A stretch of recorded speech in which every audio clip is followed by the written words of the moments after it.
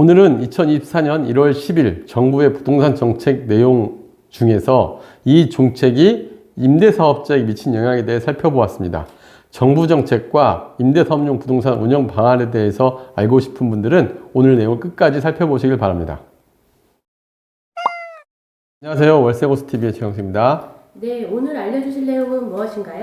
네, 오늘은 제가 최근에 많은 질문을 받았던 내용인데, 1월 10일 부동산 대책이 있었습니다. 그래서 이 부동산 대책에 따라서 주택수 문제, 임대사업자에게도 영향을 끼치는 요소들이 좀 있었거든요. 그런데 이게 어떤 영향을 미치는지, 그리고 투자를 과연 어떤 걸 고려해야 되는지를 많은 분들이 질문을 하셨어요. 그래서 이게 어떤 내용이고, 그 다음에 어떻게 이 제도가 나오게 됐고, 그 다음에 또 어떻게 우리가 대처를 해야 되는지를 한 10분 내외 영상으로 한번 준비해 봤습니다.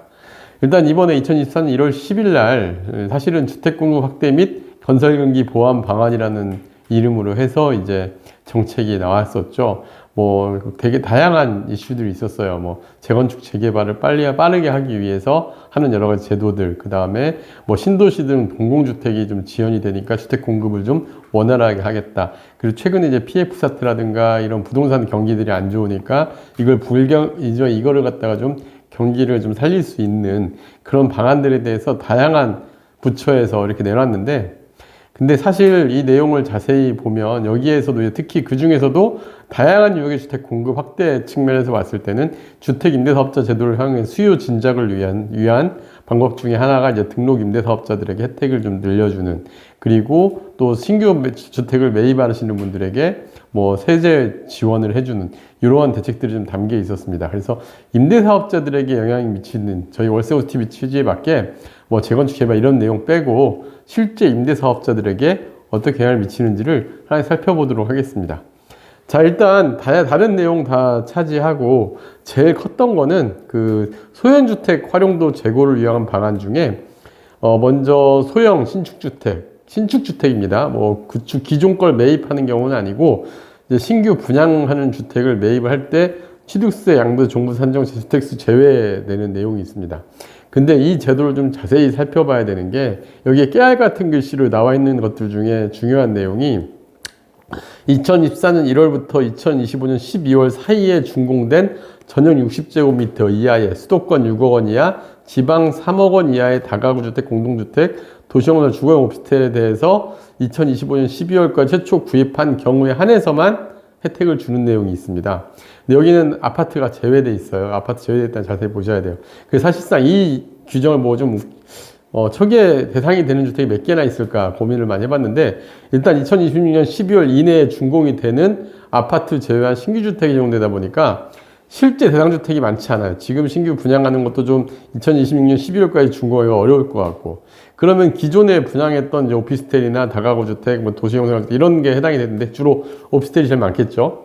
그래서 실제 대상 주택이 많지 않은 제도 같아요. 그래서 언론에서 보니까 2만 세대가 채용 안 되지 않을까 이렇게 추정은 하더라고요. 그래서 요거는 사실 크게 우리가 영향이 없지 않을까라는 생각이 들고요. 그 다음에 등록 임대주택에 대해서 향후 2년간 구입 임대 세대산 주택수 제외한다. 여러 가지 내용들이 있는데, 근데 이거는 만약에 조정대상 지역이 아닐 경우에 임대사업자 등록을 하게 되면 기존에도 주택수 관계없이 주택수를 제외를 해주는 내용이 있습니다. 조정대상 지역에만 해당이 되고 조정대상 지역이 아닌 경우. 근데 지금 보면은 조정대상 지역이 서울, 서초, 송파, 용산, 강남 이 4개구를 제외하고는 이미 다 조정대상 지역이 해제되어 있단 말이에요. 그래서 기존에도 조정대상 지역에 해당되지 않는 곳은 적용되고 있는 규정이에요. 그래서 사실상 크게 혜택을 준 것도 아니라고 보여집니다. 다만 요건 조금 우리가 주의 깊게 봐야 되는데, 단기 등록 임대주택을 도입하겠다. 기존에 4년, 8년 있던 거를 10년으로 바꿨잖아요. 이게 현재 10년 이상 보유 혜택을 주던 제도를 6년 단기 임대주택을 적용하겠다라고 내용이 있는데, 근데 여기서 우리가 이 제도를 기다려서 이거 되면은 하는 게 낫지 않을까라고 했는데, 제가 요걸 자세히 봤어요. 그랬더니 다음 페이지에 보니까 언제 이걸 시행을 하느냐. 그래서 보다 보니까 예를 들면 단기 등록 임대보험 같은 경우는 2024년 2월에 민간임대주택법 개정안을 발의하겠다. 이 얘기는 뭐냐면은 국회에다가 발의를 하면 국회에서 동의 과정 거쳐야 되고 또 국회에서 상정을 해야 되고 법사위에 상정을 해야 되고 요걸 갖다가 국회의원 동의를 해줘야 되는데 현재 시점에서 정부에서는 이렇게 계획은 한다고 해서 진행되는 게 아닙니다. 일단은 국회 통과가 불분명하죠. 거의 안 될 확률이 높다고 보여집니다. 그러면은 요 단기 등록 6년 이상 주택은 어렵지 않을까라는 생각이 들고요.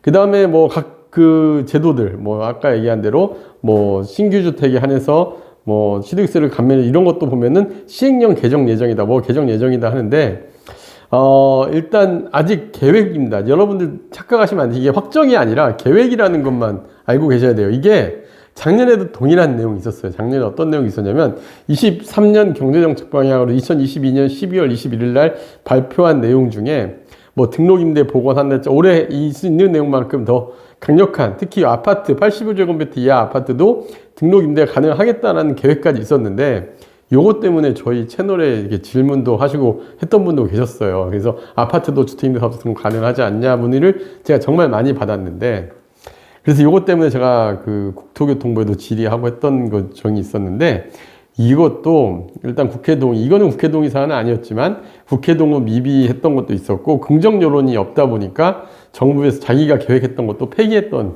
경험이 있었죠. 그래서 실제로 지금 정부에서 발표한 내용들이 목자는 이런 얘기 선거용이다 이런 얘기를 하는 이유가 사실 근거 없는 얘기는 아니에요. 그래서 이게 확정이 되냐 안 되냐 사실상 이렇게 계획이 됐다 해서 실행이 된다라고 무조건 믿고 있기에는 정확한 규제가 아니다. 그리고 실제 언론에도 도시정비 규제를 풀었지만 법 개정 등 사업성 여러 가지 감안해서 이게 제대로 시행이 될 거냐에 대해서 의문이 많은 내용이기도 합니다. 그래서 여러분들이 이번에 1월 10일 대책이 나온 내용들은 계획일 뿐이다라는 걸 좀 알고 계셨으면 좋을 것 같습니다.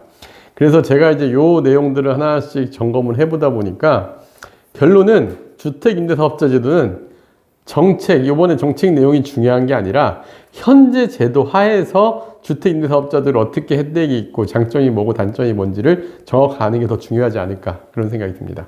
네, 그렇다면 오늘 내용과 관련하여 주택임대사업자 제도 활용 시 장점과 단점을 정리해 주세요. 네, 그래서 이제 주택임대사업은 여러분들이 딱 생각을 할 거예요. 이걸 등록하는 게 맞을까 안 맞을까. 근데 되게 어려워요. 왜냐하면은 너무 많이 바뀌어왔죠. 그래서 이거를 어떻게 장점과 단점이 어떻게 되는지를 제가 그냥 표 한 장으로 정리를 해드릴게요. 일단 주택임대사업자 제도 활용의 장점은 조정지역이 아닌 경우에 해당하게 되면 주택수에서 배제해 줍니다. 그래서 내 집을 팔거나 할 때 만약에 내 집이 한 채 있고 그 다음에 임대사업용 주택이 하나 있다 한다면 1주택 비과세 혜택을 그대로 받을 수 있는 장점이 있습니다. 반면에 단점은 이걸 10년 이상 보유해야 되는 의무가 생기고요. 10년 내에 매각할 경우에는 과태료가 3천만 원 과태료가 발생한다는 걸 알고 계셔야 돼요. 이 주택임대사업용 주택에 한해서입니다.